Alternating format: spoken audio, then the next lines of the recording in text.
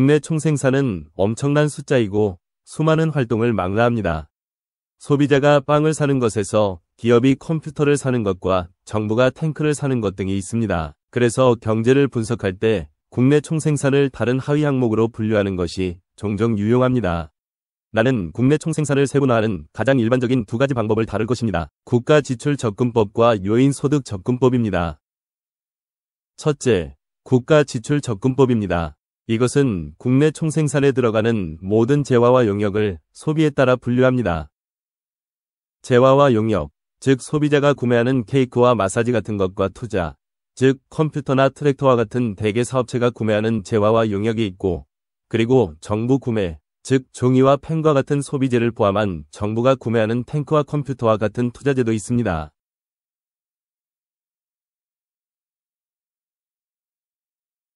그리고 나면 한 가지 수정을 가해야 합니다. 다른 나라 사람들도 우리 재화를 일부 구매했을 수 있으므로 우리는 수출을 더합니다. 반면에 우리가 이미 계산에 포함했던 것 중 일부로 미국 소비자와 기업 또는 정부가 구매한 것으로 외국산 수입품이 있습니다.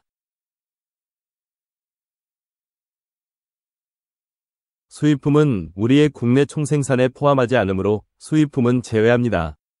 수출에서 수입을 뺀 것을 때때로 순수출이라고도 합니다. 이 항목들의 규모가 각각 얼마나 클까요? 소비는 국내 총생산의 약 63%로 가장 큰 비중을 차지하고 있습니다. 나머지는 투자와 정부 구매가 차지합니다. 보통 정부 구매가 기업의 투자보다 다소 큽니다. 미국에서는 순수출이 보통 상당히 적습니다. 정부 구매는 정부 지출과 다르다는 것을 기억하는 것이 중요합니다. 정부가 사회보장 수표를 외부에 제공하는 식으로 일부 세수를 사용했을 때 그건 그냥 이전 지출입니다. 그것은 국내 총생산에 추가되지 않습니다. 왜 아닐까요? 사회보장 수급자가 수표를 받아 재화와 용역에 지출하면 국내 총생산이 증가합니다. 그러니까 우리는 이중 계산을 원치 않습니다. 그래서 정부 구매는 정부가 재화와 용역에 직접 사용하는 돈만 해당합니다.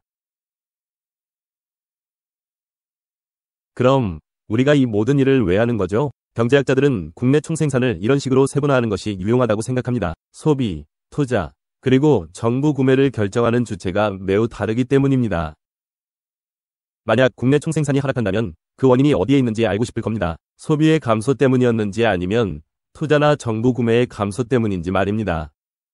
우리가 경기 후퇴와 싸울 생각이라면 우리는 소비, 투자 또는 정부 구매를 증가시키기 위한 다양한 도구도 가지고 있습니다. 향후 비디오에서 이러한 도구에 대해 자세히 알아보겠습니다.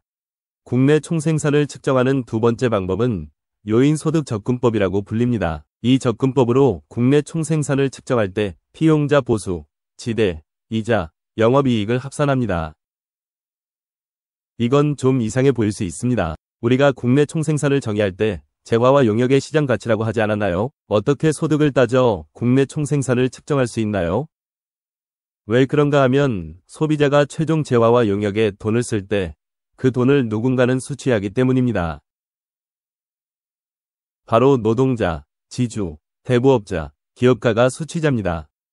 그래서 국내 총생산을 측정할 때 지출 명세를 살펴보거나 장부상의 반대편인 소득 수취 명세를 살펴보는 방식이 가능합니다.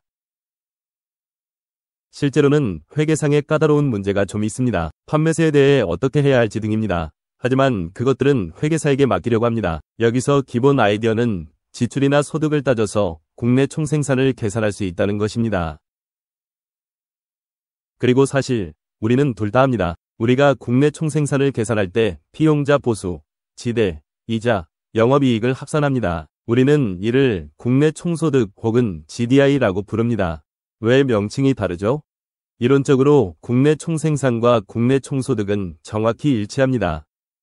하지만 계산 방식이 매우 달라서 나오는 결과도 보통 조금 달라지므로 명칭을 달리합니다. 프레드 데이터베이스를 살펴보겠습니다. 여기 국내 총생산과 국내 총소득을 그래프로 표시합니다. 거의 차이가 없어 보이죠? 하지만 조금 확대해보면 우리는 지금 보다시피 두 가지가 완전히 동일하지는 않습니다. 그리고 경제학자들은 종종 경기 후퇴기의 두 가지 수치를 모두 봅니다. 그중 하나가 경제 상황에 대한 더 빠른 혹은 더 정확한 그림을 우리에게 제공할 수 있기 때문입니다. 하지만 명심하세요. 여기서 핵심 아이디어는 국내 총생산을 측정하려면 여러 방식이 가능한데 우리가 관심을 두는 내용에 따라 질문을 달리할 수 있습니다. 국내 총생산은 항상 1년 이내에 한 국가에서 생산되는 모든 최종 재화와 용역의 시장 가치입니다. 자신을 테스트해보고 싶다면 연습 문제를 클릭하세요. 또는 이동할 준비가 되었으면 다음 비디오로 이동을 클릭할 수 있습니다.